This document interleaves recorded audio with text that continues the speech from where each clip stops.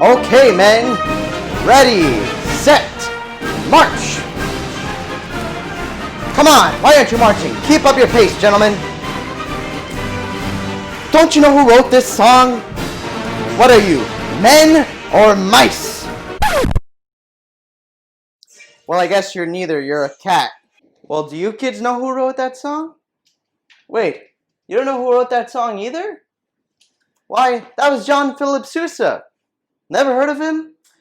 Well, I guess I have time to talk to you about John Philip Sousa since somebody doesn't want to march today. John Philip Sousa was born on November 6, 1854 in Washington, D.C. He had 9 brothers and sisters. Big family. When Sousa was 7 years old, he was taught violin, flute, piano, and singing. His father enlisted him in the Marines as an apprentice when he was only 13 to stop him from joining a circus band. When he turned 21, he left the Marines to play a violin and conduct in several orchestra pits around the U.S. An orchestra pit is a hole in front of a stage that musicians play in. That way the audience can focus on the actors or singers on the stage. In 1880, he joined the Marines again and became the conductor of the President's own Marine Band and ended up serving 5 presidents. While he was still the President's conductor, in 1889 he wrote the Washington Post March, which brought him world fame.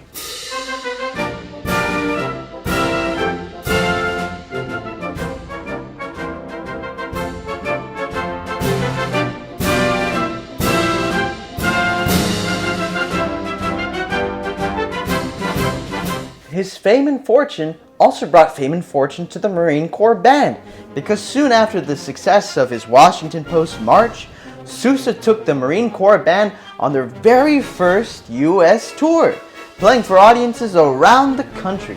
In 1893, Sousa invented a new instrument called the sousaphone. In his day, marching bands would play brass instruments called helicons. Sousa believed that the sound shouldn't be coming out of the side, but in the front of the instrument. That way, the entire band can hear the sound of the instrument. And thus, the sousaphone was born. Over the years, Sousa's fame grew all over the world, and grew even more when he wrote Stars and Stripes Forever.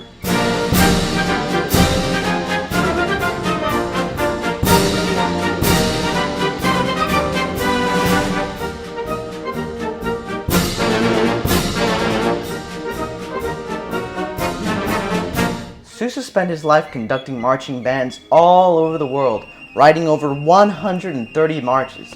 Today, he is known as the March King because he showed not only America, but the world just how important and wonderful the marching band is.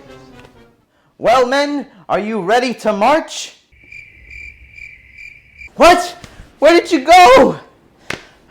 I'm sorry, kids, I gotta go. I'll see you next time. Where did that darn cat get to?